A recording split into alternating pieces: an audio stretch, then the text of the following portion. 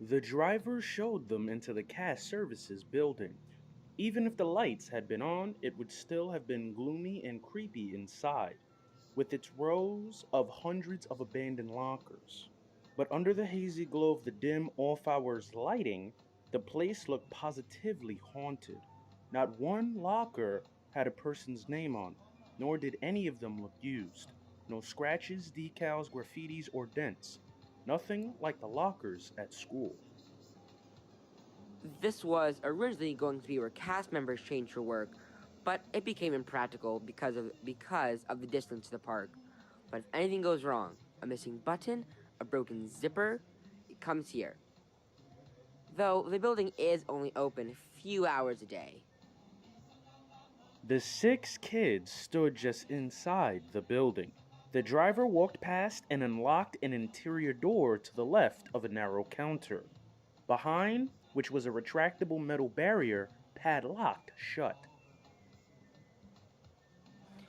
Make sure this is locked behind you. When you're ready, you cross the roads out there.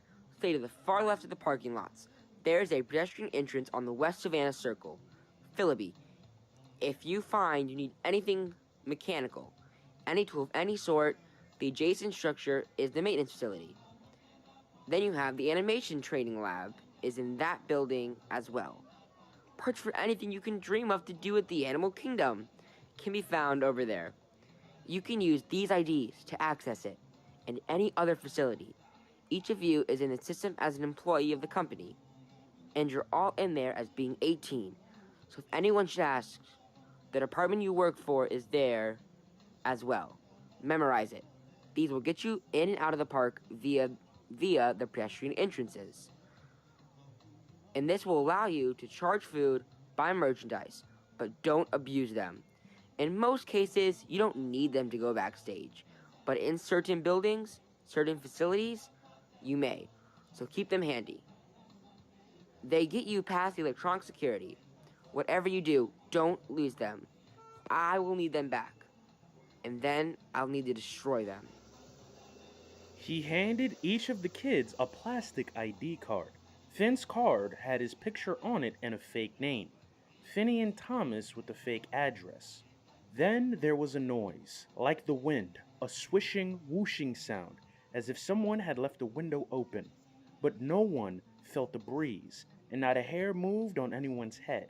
However, quite a few hairs raised on the back of Finn's neck. What was that? I've got to go. You're on your own from here on out. The driver turned to the door they had come through. He was gone in an instant. His hurrying off so quickly added to the sense of impending danger. He closed the door a little loudly on his way out. The boom echoed the building. Check it out. Maybeck called to the others. He was holding the door open that the driver had unlocked. The others stepped forward and peered inside. The ceiling was 30 feet overhead, steel beams with cross supports, all unfinished and basic. Displayed before them were 50 or 60 rows of clothes hanging from steel pipes. The rows were stretched from where they stood to the far side of the building, 50 yards or more. Oh my gosh.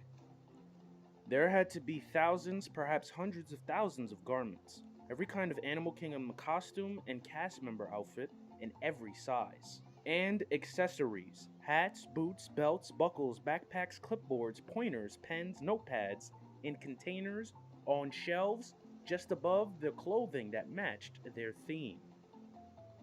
Wow. You all know how you're dressing. Women's locker rooms to the right, men's to the left. The sooner we're out of here, the better. Philby, Amanda, and I will stand guard. Against what? Use your imagination. What if I whistle like this? Finn emanated a whistle that sounded a little bit like a sick bird, a little bit like a leaking balloon. Then hide until you hear it again. If you whistle like that, you're gonna get me laughing so hard, I won't be able to hide. Your problem, not mine. That silenced Maybeck for the moment, just long enough for Philby to say he'd looked for a door at the back where he could stand guard. Amanda would stay basically where they were, Finn would patrol the general locker area where they entered. No one had a good feeling about this. No one but Charlene, who was acting like she just unlocked her grandmother's attic. Suspended above the impossibly long rows of clothing and costumes were large hand-painted signs done in the Animal Kingdom's African-style lettering. They divided the space into sections, a system used to organize 100,000 cast member costume pieces into something manageable. While Maybeck cruised animal care and Willa park rangers, Charlene browsed the area marked performers, searching for divine costumes. The first suggestion that they might not be alone came in the form of a noise, the familiar sound of hangers tinkling like dull bells. Charlene noticed it first, or was at least the first to voice her concern. She hurried to find Willa. Willa was busy trying to find a shirt that would fit her. Did you hear that? The hangers. Coming from over there? What? Hangers. Like somebody else is in here. Don't forget Small World. As DHIs, the kids had once ridden through It's a Small World late at night only to have all the dolls come alive and attack them. It was a memory, more like a nightmare, none of them cherished. Other parts of various attractions in the Magic Kingdom had come alive as well, often threatening them or outright causing them harm. It had instilled a reluctance in all of them, a distrust of what might happen next, that had stayed with them long since, and whether they spoke of it or not, haunted them. You're just buggy because it's dark in here. I'm not buggy. I heard hangers banging around over there. What's with that? You think I should tell Finn? Boys? You don't need boys. It's gotta be Finn or Philby playing a joke. Some hangers rang out quite near them. Charlene jumped back. Willa stood her ground but peered inquisitively into the room's twilight. Ha ha. Willa stood taller and spoke with authority. Okay, you guys. You got us. Ollie Ollie oxen free. The ting-ting of hangers faded, like a clock running down. The girls waited for someone to jump out and surprise them, but it didn't happen. Are you going to check it out? Charlene partly hid behind Willa. Together the girls explored the rack in front of them, pushing clothes aside. They did so cautiously, a few garments at a time. Willa grabbed a bunch of shirts and slid them to her right. A large bat dropped from the rack, unfloated its wings, and flapped violently to gain altitude. Willa ducked. Charlene screamed and went over backwards, falling to the floor. The bat spiraled into the upper reaches of the warehouse, and because of Charlene's screams, got the attention of everyone on the floor. It was a bat, an ugly bat, with a wingspan of at least 2 feet, but it moved through the air as fast as a cat after a toy, fluttering and flying, weaving and diving, one moment up high near the ceiling, the next dive-bombing down one of the endless aisles. The commotion drew Finn and Amanda running. Philby hurried from the back, but it was Maybeck who proved to be the shrewd thinker. He grabbed a butterfly net from the props section and came after the bat like a lacrosse player, swinging the billowing net with remarkable agility. Find the light. Bats don't like light. Where the others may have been satisfied with scaring the bat out of the building, Amanda and Finn understood the tension in Maybeck's voice. Finn had seen a huge bat at Amanda's. The same bat? Not a great believer in coincidence, he too wanted to catch it. Clearly Maybeck also believed it was no ordinary bat. Philby, the lights. He had no idea how to turn on the lights in a building this size. But if there was a switch, Philby would find it before anyone else. True to form, the overhead lights came on only seconds later, and the warehouse lit up like a school gymnasium. As the lights flashed on, the bat dove as if it had been shot, and there was Maybeck, lunging through the air. He swung the net. The bat swooped. The two met in a tangle of nylon mesh, high-pitched squeals. Maybeck skidded down the smooth concrete floor like a base runner diving for a home plate. He twisted the net, throwing it over itself and trapping the prize inside. The kids let out an unplanned cheer. They had taken a prisoner. Maybeck approached the employee pedestrian entrance to the Magic Kingdom holding a pillowcase that wouldn't stay still. The cast member entrance, employees only, was a revolving door of steel tines that moved only clockwise and required the employee card to open.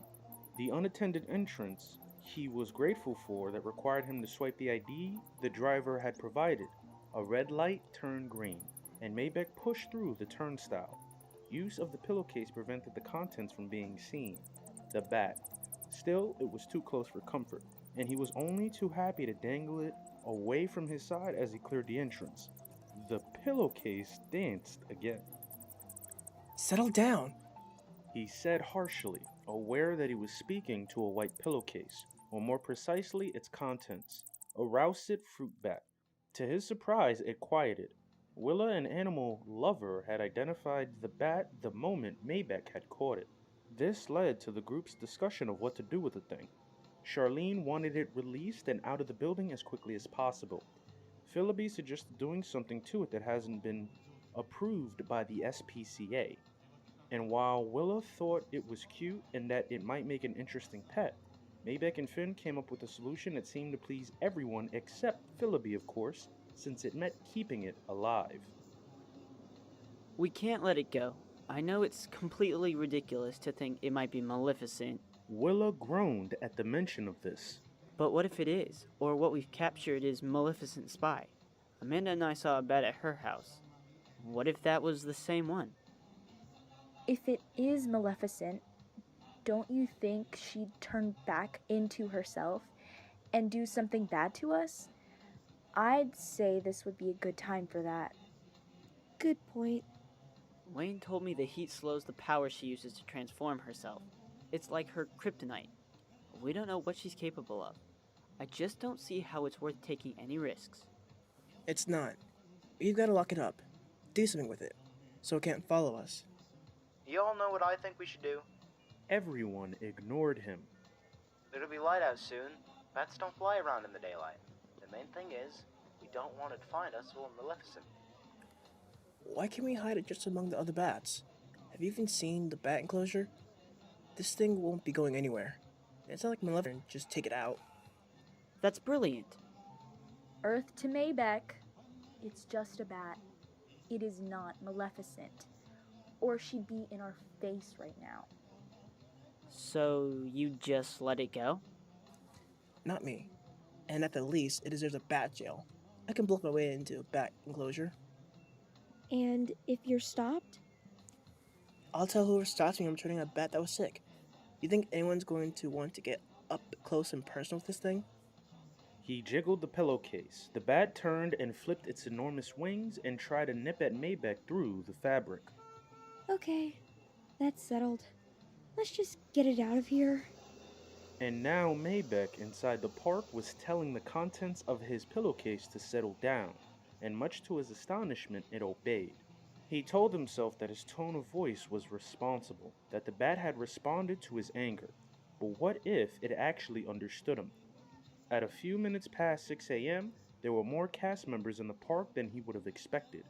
He realized the employees must arrive between 6 and 7 because they were suddenly everywhere, sweeping, opening up attractions, zipping around in golf carts. It was a frenzy of activity. He followed a road to his left, a road he had seen a number of cast members take. Not entirely certain where he was, he'd entered to the left of the main entrance. That much he knew. He sneaked Philby's map out of his back pocket. Philby has done his homework, supplying both a Disney illustrated map with a key and a Google Earth satellite view of the area. On the satellite map, he had drawn and labeled some red circles, including Divine's entrance gate, the 2 monkey temples, the conservation station, the park's main entrance, and the group's rendezvous spot. Once on Discovery Island, Maybeck headed for Asia and the Maharaja Jungle Trek. Some birds called out from the top of a tree. He moved a little faster. He crossed Discovery Island to the right of the Tree of Life. aiming for a bridge to Asia. He texted into the DS. I'm inside. On the island. Okay. With each of the kids checked in to the chat room, they could all follow the conversation. Maybeck then wrote to warn them about how many cast members were already in the park. Until the park opens, you gotta stick it out just as a cast member. Had Maybeck looked back and slightly to his left, he would have seen that what had started as 6 or 7 birds was now many times that number. They flew to the next tree and settled there. Then more joined them, and then they flew to the next tree. We'll wait for the park opening. We discovered something useful. Meet us at home base. You need to play Bat Boy first. I'll meet you after the park opens up. Agreed. I'll meet at home base after the park opens. How's the bat?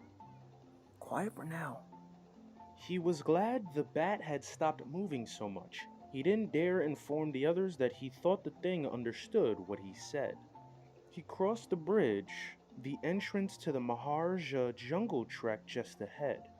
A cacophony surrounded him. He could barely hear himself think. He looked up to see 2 trees full of birds. For a moment, it seemed as if they were following him. Nah, he thought. Couldn't be.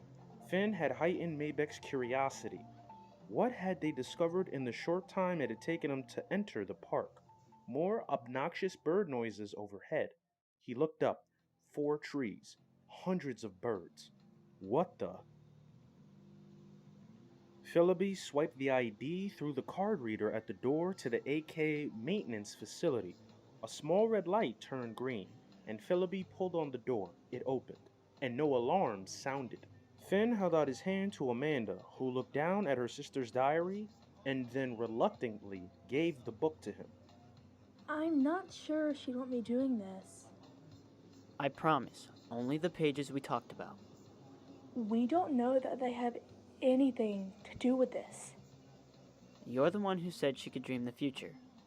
Sometimes, sure, but this is personal stuff. You said she wrote in it each morning after waking up. It's true. She did. Then maybe, without knowing, she left us clues on how to find her. She drew lightning striking the castle. There are drawings of monkeys in there. He tugged gently on the journal, but Amanda wouldn't let it go. Please. For a moment, the journal connected them. Then Amanda let go. You're standing guard for us. Send us a text if you see anyone coming. Okay. All we're going to do is make copies. There's got to be a copy machine or a scanner inside. And what about the bats? We'll be careful. I promise. He followed Philby inside to a reception area where a well-organized desk held a telephone and a computer. Some Disney cartoons were taped to the monitor, and there were framed pictures of 3 kids. The few lights that had been left on cast murky shadows and offered a dimly lit corridor running in both directions off this front room. There were 2 signs, each with an arrow on it. One read maintenance and pointed left. The other read animation training lab and pointed right. Cool. I've got to see this. The animation training lab was a garage-like workshop that reminded Finn of the workshop in his grandfather's basement. The L-shaped room had countertops that ran along every wall, behind which were pegboards holding every conceivable kind of tool. Computers and hand tools littered the counters, but what made it much different from Grandpop's basement was its purpose. The room was designed for the repair of the audio animatronics, the talking robots, that were used extensively throughout the park. The result was the disturbing presence of human heads, torsos, hands, and legs in every stage of creation. From pieces that looked like robots to painted faces dressed in costumes that seemed so real, Philby kept spinning in circles, afraid one or more of them might suddenly move or attack. Of equal concern were the dozens of animals under construction, including pieces of tigers, lions, Stitch, Donald Duck, and a fantastic hand, possibly from a gorilla, that was nearly 3 feet across and supported by a metal superstructure that held it with 4 feet off the floor. Both boys spoke in whispers as if their body parts might overhear them. Whoa. Somehow, I don't think we'll find a copier in here. Oh, I bet you're wrong. Philby's curiosity carried him to the far end of the room, where the lab opened out into a large space that appeared to be used for assembly. Most of the robotic dummies stood on their own here, cables and wires running from them, and many were at least partially clothed and had faces. Most of the audio animatronics were of animals in various poses, all of which looked incredibly lifelike, but it was the far end of the room that intrigued Philby. Check it. Remember this? The three walls at the end of the room were covered in jungle green paper, as was the floor. There were stage lights and tripods and cameras and a dozen computers on rolling stands.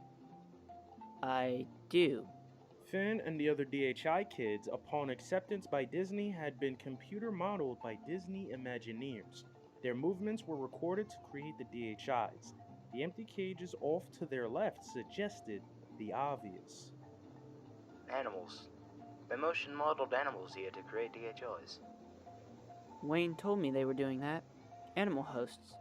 The cameras were all set low to the ground. Then there were cages, and he realized as he stepped closer, paw marks were faintly seen on the green paper floor covering. Check it out. Philby directed Finn's attention to 5 photographs thumbtacked to the wall nearby. There were several monkeys, a baby elephant, a pair of tigers, and a gorilla. Got it.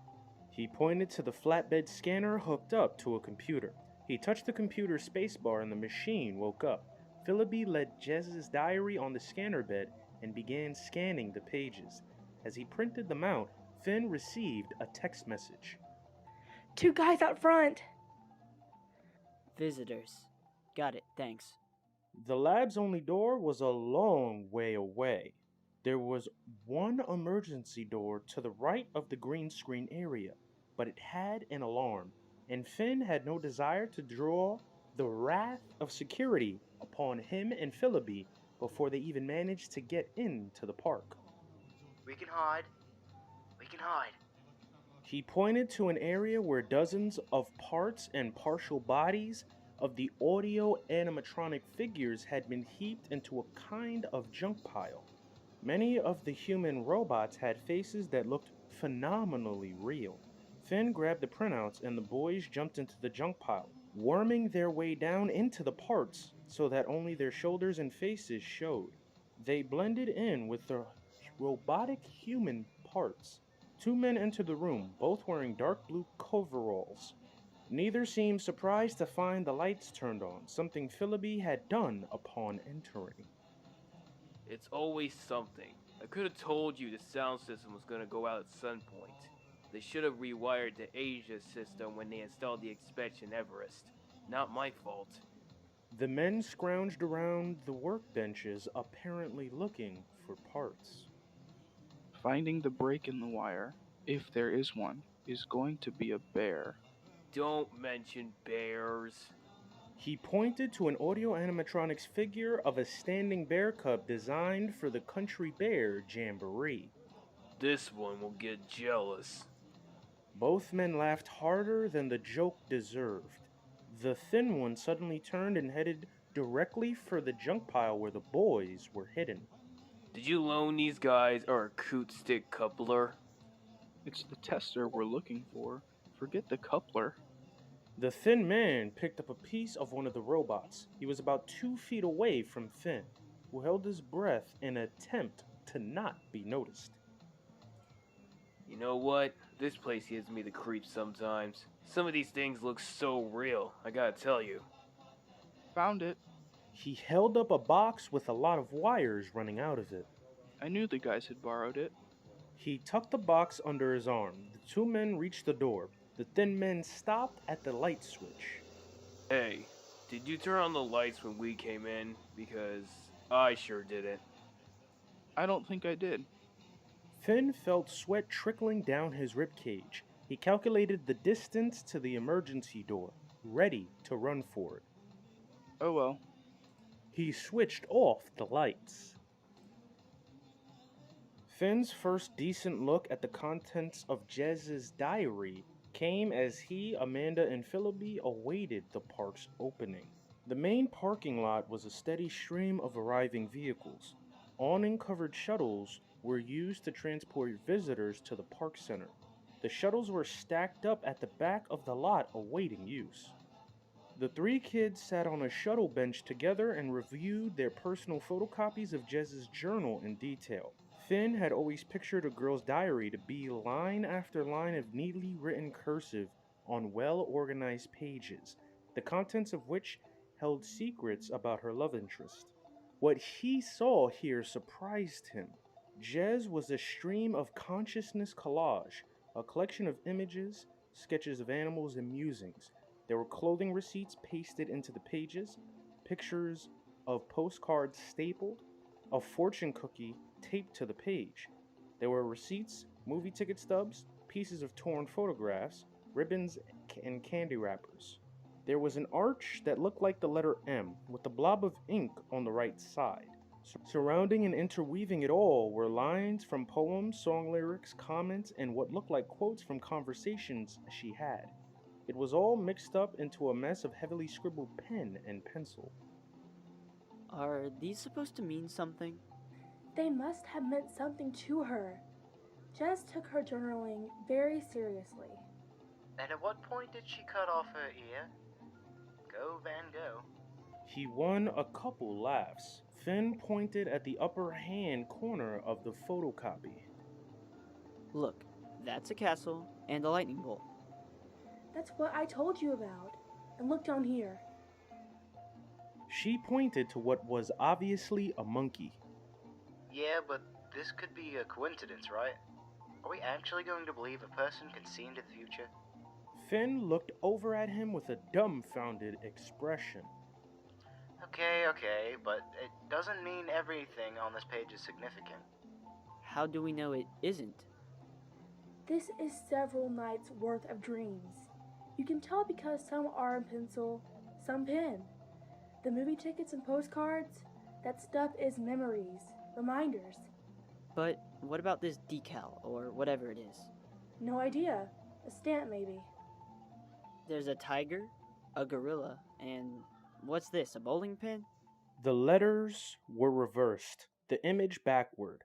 Finn turned the page upside down, but couldn't quite tell what he was looking at. I think they're all clues. We all want to find her, Amanda. But if we go chasing down sketches from her diary, then that's a lot of valuable time that could have been spent looking for her.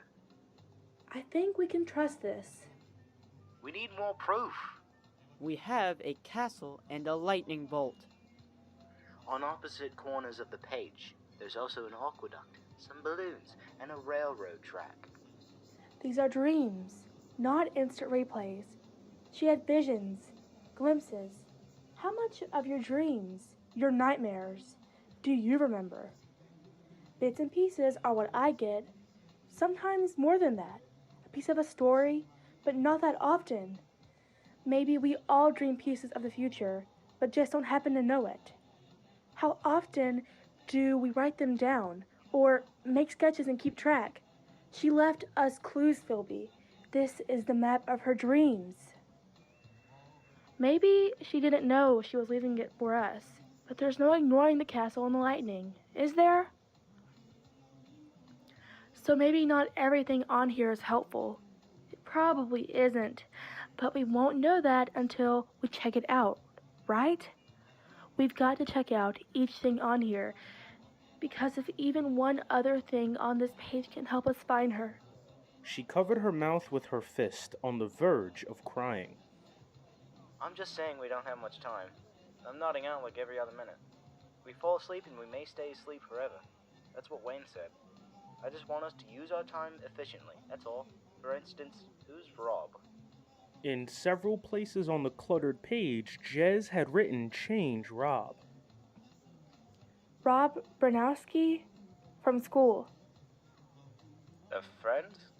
Boyfriend? Or what? A little bit of both, I think. And she wants to change him. And this is relevant to us how? I don't know. Sure, I guess. She put that into the journal and a bunch of places. Amanda opened up the journal and flipped through several pages around the ones they had copied. The way she writes it, it's like she's really set on it. So are we supposed to talk to Rob about this? You think Rob has her? Amanda glared at him. What? Can't hurt to call him. I don't see why we don't follow up on everything we can. Am I missing something? What if this is important and we ignore it? That's what you call the meeting, isn't it? I say we put it to a vote. We could spend all day chasing a bunch of meaningless ramblings and we haven't got all day. How much longer can we stay awake? He yawned. Then Finn and Amanda yawned right along with him. Stop it. We're out of time here and we haven't even started. I'm going to have to call my mom at some point. She'll have the cops out looking for me. We'll put it to a vote. But in the meantime, we're going to make a list of everything on this page and what it might mean, no matter how far out. We'll do it scientifically. Finn knew this would appeal to him. I can get behind that. Amanda looked over at Finn, her eyes red and shining behind tears she struggled to hold back. But her eyes also had a twinkle in them. She seemed to be thanking him. Finn reached out and took her clenched fist in his hand. We're going to find her.